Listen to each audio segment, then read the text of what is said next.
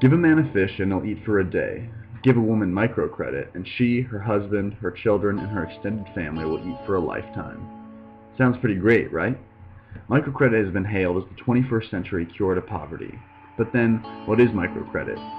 It's the practice of lending money to the poorest of the poor, to those at the bottom of the pyramid who would otherwise be denied financial services. The goal is to give them a hand up so that rather than being carried out of poverty, they can liberate themselves.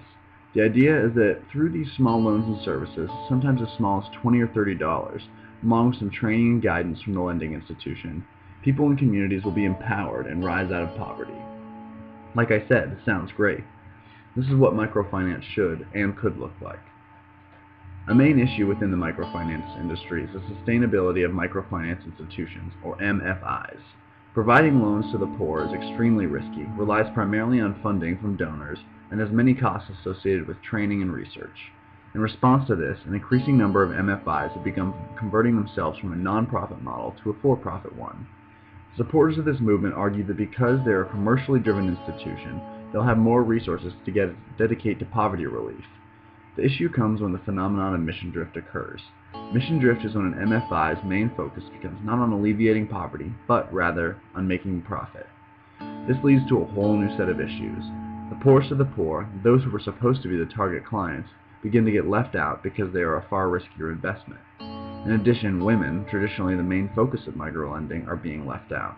One study showed transforming MFIs lending to women dropped from an average of 88% to just 60%. The poorest of the poor are being forgotten. Another issue within microfinance is the corruption that occurs anytime making money is involved in anything. MFIs have been accused of charging incredibly high lending rates, using aggressive loan recovery practices, and stealing the money that is supposed to go to their clients. If any of these allegations are at all true for a firm, they are no better than the loan sharks pioneers of the industry set out to fight.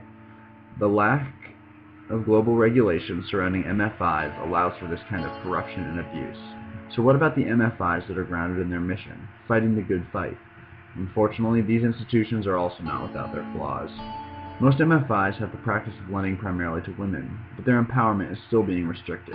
Although loans are given to women, men still end up in control of the money because they are in charge of the household income. Studies also show that MFIs tend to downsize the projects of women, placing restrictions that are not typically set for men. So can it really work? Work in a way that's sustainable, alleviates poverty, and remains ethically sound? The answer is yes. Microfinance has been working for years to give people what they need to get out of poverty. Yes, there are many issues with how MFIs operate, and yes, corruption is rampant. But when microfinance is done right, it can save lives and lift entire communities out of poverty. A firm that holds to its core values of helping the poorest of the poor, provides the necessary training and guidance to its clients, and finds a steady source of funding, can make real sustainable change. Increased global regulations and scrutiny on MFIs can help cut down on the corruption and unethical practices. There have been many ideas about how to best fight poverty, but microfinance is one that has real potential. By moving from relief to empowerment and recognizing the potential that each person possesses, no matter how poor, there could finally be an end to poverty in sight. Muhammad Yunus says, "In my experience, poor people are the world's greatest entrepreneurs. Every day, they must innovate in order to survive. They remain poor because they do not have the opportunities to turn their creativity into sustainable income.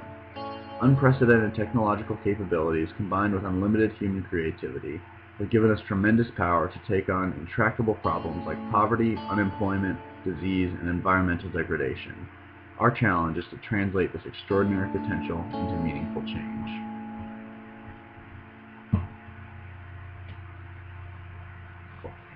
Is that audio? Mhm. Okay, sorry. No, you're good.